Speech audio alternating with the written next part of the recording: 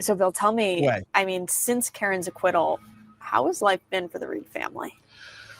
It's been in one way, a sense of fresh air, because the looming murder charge now, she's been exonerated from that. But, life still goes on. We're fighting this corruption. It's a battle. We will ultimately prevail. We will win. We've got the truth on our side, and an incredible body of lawyers who are passionately and enthusiastically involved in this case. So who doesn't? We go forward, and with strength and faith, and this will get resolved. It's going to be a while, but it will be resolved. And Karen, everything that most people have a sense about in terms of the corruption in Norfolk County will be exposed. That's our belief, that's our hope, and that's what we're driving toward. Where's Karen now? What's she been up to since? Well, Karen travels a lot, and she spends an awful lot of time working with her attorneys, the local civil attorneys here in Boston, and of course, Alan Jackson out on the West Coast. So she's always on the phone, and with the 3-hour difference in LA time, it could be 7:30, 8 o'clock at night, and Attorney Jackson is still in the office. So, I mean, her days are full. She has friends. She travels up north to Florida, Martha's Vineyard, the Cape, and of course, she primarily stays here with my wife and her. Keeping busy, per se. Well, she's always busy. She knows this case inside and out, and she's reading all of the legal filings, and she is always in communication with the lawyers. And I just want to pause this really quick.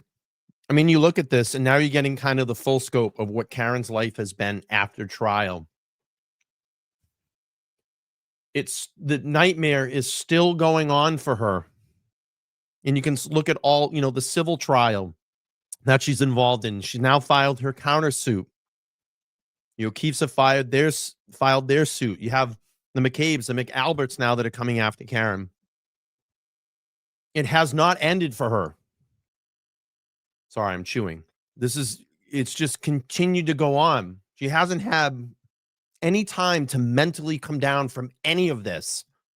I think a lot of people thought like, oh, she's going to walk out of the courtroom and her life is going to be normal. It's just going to go on, and she's going to probably go back and find a job and find work and be this normal person. It has not stopped for her. It has continued on and on and on.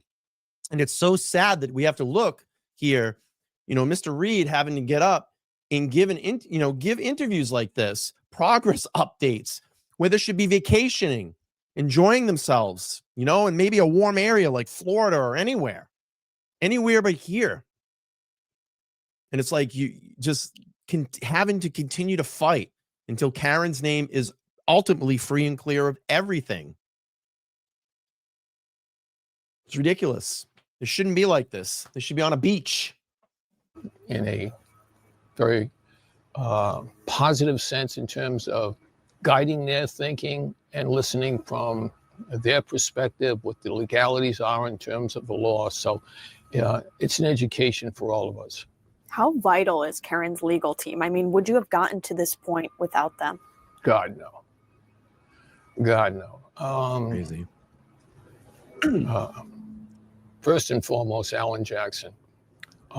He's just among a sea of great lawyers. He is one of a kind. His skill set, his passion,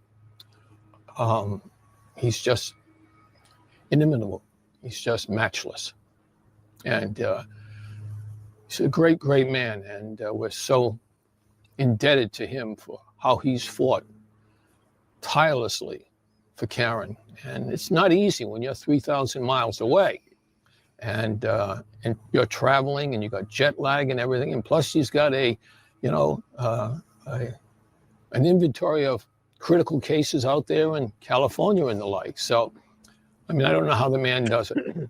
I don't know, but we're grateful for him. I don't think anyone's too surprised by the lawsuit. I mean, some people could have said they saw this one coming. What does your family hope comes from it? One of the lawyers, I think it was David Yannetti early on, said sunlight is the best disinfectant. Yeah. And this will be the opportunity to depose many of these folks, folks from the Massachusetts State Police and the like. And without the guardrails provided by the criminal prosecution in Norfolk County. So we are confident. We've got, again, fabulous lawyers, skilled, passionate, and working around the clock. You can be bright, well-trained, but you need a work ethic, and their work ethic is just beyond measurement, really. And you can hear like that stress. It's still there, when he's, sometimes answering some of these questions. I mean, just wanting this nightmare to be completely over and free. I just feel so bad. The last couple years they've had to sit in courtrooms, not enjoying their life, putting this ultimate stress on themselves. It's crazy. It's so crazy. All right, here we go. Feeling really positive about one person in particular who's kind of helping in your case. Can you kind of talk to me about that? Lost in yesterday's news of the filing by Karen and her team, the 46-page document that's heavily grounded in evidence, the law, and the Constitution, and brilliantly drafted, was the announcement that, and this was in the local papers, that a former federal prosecutor who resigned from his dream job earlier this month and was also, as reported, involved in the federal probe of the investigation conducted by Norfolk County into the Karen Reed matter, has left his job with the U.S. Attorney's Office and has taken up residence, sold his residence, I believe it was in East Boston, and has taken up residence in Quincy, Mass, and will be challenging Michael Morrissey if he decides to run again for the position of Norfolk County District Attorney. And I can tell you personally, I am heartened by that news, because I think this is an individual who probably has a rich perspective of what went on, and to leave his position with the U.S. Attorney's Office to come sell his house and come into Quincy, take up residence so he can be part of Norfolk County to pursue this position of District Attorney for Norfolk County. I couldn't be more thrilled. From what I know of him, I don't know much. I've never met him. I've only seen pictures of him in the local paper, but I know he's from your neck of the woods. He's a native of Lincoln, Rhode Island, graduated from Brown, and I think has his Juris Doctor from University of Wisconsin. So we're just thrilled that the aspect that this man, Attorney Deitch, he's a prosecutor. He comes potentially into this position with prosecutorial experience. He's not a lifetime politician. So I just say to the residents of Norfolk County, get out there and vote. Please take back your government in Norfolk County. Get out there and vote. Yeah, I talk about this all the time. People get so worried about the national politics. Worry about the people that are running your communities.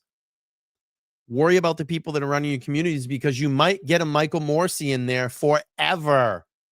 And then the corruption continues, and innocent people go to jail, and people get brought to trial. And innocent people, their lives get ruined by corrupt politicians and corrupt law enforcement officials that are allowed to be in these positions. Look in, if you don't like the things that are going on in your local community, get behind a candidate that will get these motherfuckers out and do the right thing for you, to work for the people and do the right thing by your community. The national election, that'll all work itself out. In my personal opinion, I don't think we're ever going to have an 8-year president ever again. I think it's just going to keep flip-flopping every 4 years because everybody in this country can't make their fucking mind up. But you can make a difference in your community. You have to live there. You have to live there. So make a difference. Get out and vote in your local elections. Don't be a fucking armchair warrior, keyboard warrior, where you go on Facebook and you go on Twitter and you complain about your community and you go into your community groups on Facebook and go, oh, I can't believe that, you know, Joe Dirt won, or, you know, Billy Smith or Sally Sue. And then you go out and vote. No, I didn't vote. Well, then what are you complaining about? So go out and make a difference. Find out who's running your communities. All right, back to Bill Reed. Really important. Yep. What do you think about the response that this lawsuit just furthers a fuel that this is a conspiracy theory? Well, I don't know what else they can say. The truth will be told. The truth will come out. And when it does, I don't think there'll be too many surprises.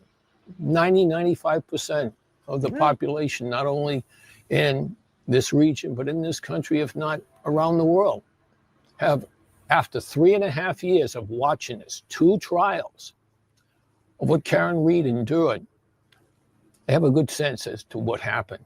I mean, you can't look at these trials, inverted videos at the Sally Port, John O'Keefe's shredded hoodie that was suggested it was done by when he was left to die on the lawn by being passed over by Karen Reed's vehicle, and yet it was done by a technician at the Massachusetts State Police Lab. All of the witnesses whose testimony was questioned because of recanting earlier testimony that may have gone on during the first trial or in a federal grand jury. People are aware of what's gone on, and it will ultimately come to pass. We will know everything that happened. Justice will be served. There'll be too much of an outcry for justice to just, not be served. Bill, what do you think is the biggest hurdle for Karen and her team going forward? Stay healthy, stay strong, and they will. After 4 years this January, they have no quit, as Alan Jackson says, no quit. All the fight in the world, because it's a cause. This is an innocent woman who's been set up, who's been framed. This is a cause for justice. As an attorney, if you can't get behind this cause, you're probably in the wrong profession. So you really think the biggest hurdle would be mentality and staying strong rather than anything legally? Know the facts, and argue them skillfully, depose the right people. We'll win. We will prevail. That's right, There's Tisha. no doubt in my mind. How important has Karen shared this with you? How important it is for her to clear her name? I think most people see her as being terribly victimized. We know she's been objectified in terms of some of the vile comments by the now disgraced and former trooper, Michael Proctor, who has since been fired. Karen lives within her own being. She knows she didn't do anything. She's lost 2 positions at Fidelity, at Bentley, had to sell her home, lost her vehicle, had to liquidate her 401, right? She's essentially indigent.